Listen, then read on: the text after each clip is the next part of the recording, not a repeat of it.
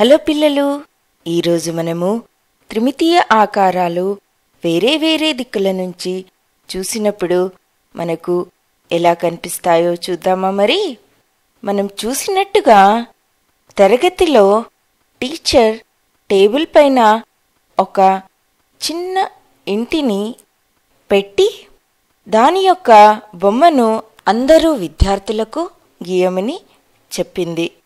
కానీ అందరూ పిల్లలు వేరే వేరే విధంగా చిత్రించారు. ఎందుకో చెప్పగలరా? ఎందుకంటే అందరూ విద్యార్థులకు అది వేరే వేరే రకంగా కనిపిస్తుంది. ఎందుకంటే ఒక ఇంటిని మనము ఒక్కో దిక్కు నుంచి చూసినప్పుడు ఒక్కో రకంగా కనిపిస్తుంది. కొంతమంది విద్యార్థులకు కేవలము ముందు భాగము, కొంతమంది విద్యార్థులకు కొంచెం వెనుక భాగము, పైనుండి చూసే విద్యార్థులకు వేరే విధంగాను ఇలా కనిపిస్తుంది.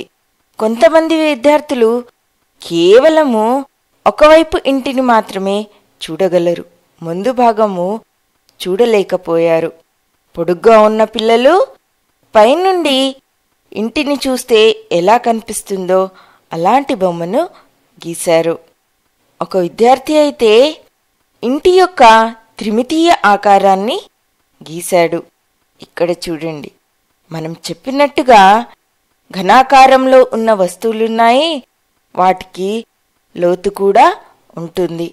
అలాంటప్పుడు మనం వాటిని వేరే వేరే దిశల నుండి చూసినప్పుడు అవి వేరే వేరేగా కనిపిస్తాయి. ఉదాహరణకు మనం ఈ గుడిసెను చూద్దాం. ఈ గుడిసె ముందు నుండి చూసినప్పుడు ఒక రకంగా కనిపిస్తుంది. అదే ఒక పక్క నుండి చూసినప్పుడు ఇంకో విధంగా కనిపిస్తుంది. అదే మీరు ఒక చెట్టు ఎక్కి కిందికి చూశారనుకోండి, అప్పుడు అది ఇంకో విధంగా కనిపిస్తుంది. గుడిసె ఒకటే, కానీ మనము వేరే వేరే దిక్కుల నుండి చూసినప్పుడు అది వేరే వేరేగా కనిపిస్తుంది. అందుకే మనం ఒక ఇంటిని చిత్రించేటప్పుడు వేరే వేరే దిక్కుల నుండి చూసినప్పుడు అది ఎలా కనిపిస్తుందో దాన్ని మనము ఊహించగలగాలి. మనకు పైనుండి చూసినప్పుడు ఒక విధంగా, ముందు నుండి చూసినప్పుడు ఒక విధంగా, మరియు ఒక పక్క నుండి చూసినప్పుడు ఇంకో విధంగా ఇలా కనిపిస్తూ ఉంటుంది. ఒక ఇల్లు వేరే వేరే దిక్కుల నుండి చూసినప్పుడు వేరే వేరే రకాలుగా కనిపిస్తుంది.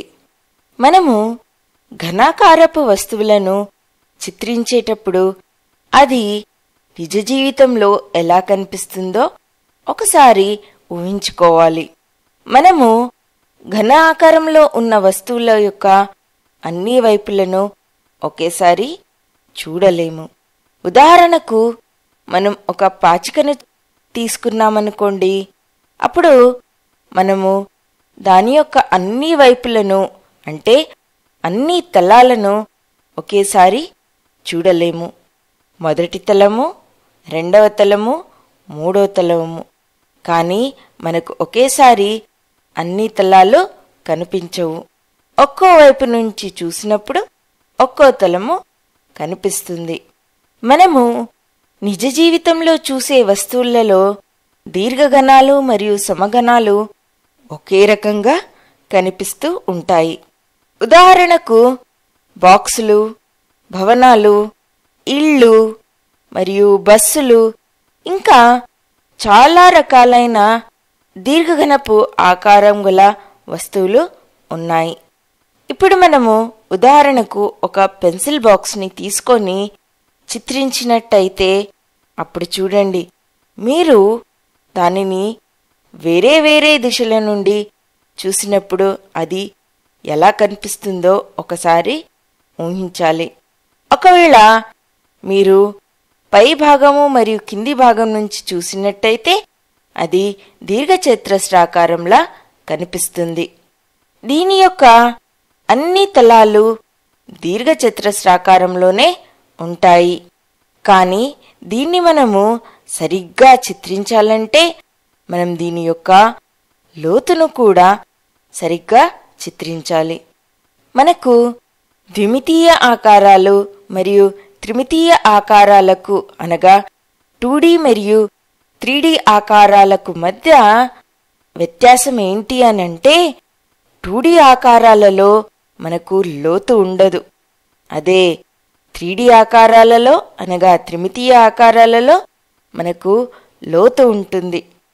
మనము ద్విమితీయ ఆకారాలు గీసేటప్పుడు దాని యొక్క లోతును చూపించడము కష్టం.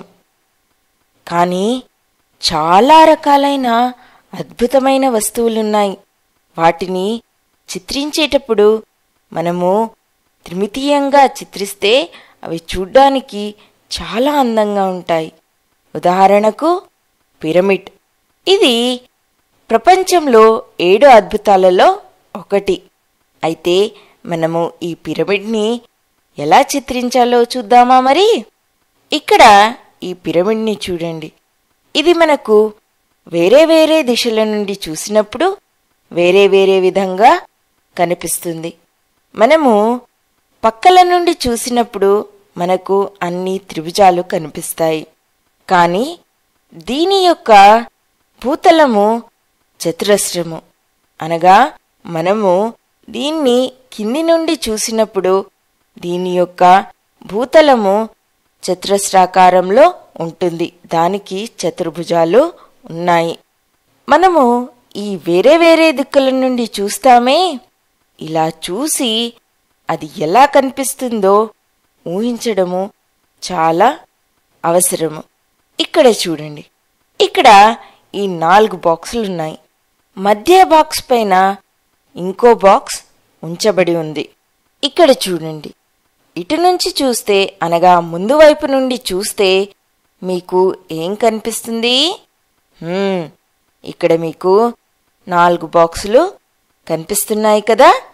కానీ ఇటువైపు నుండి చూడండి. ఇటువైపు నుండి మీకు కేవలము 2 బాక్సులు మాత్రమే కనిపిస్తున్నాయి. ఒకవేళ మీరు పైనుండి చూశారనుకోండి, అప్పుడు మీకు ఎన్ని బాక్సులు కనిపిస్తాయి? 3 బాక్సులు కనిపిస్తాయి.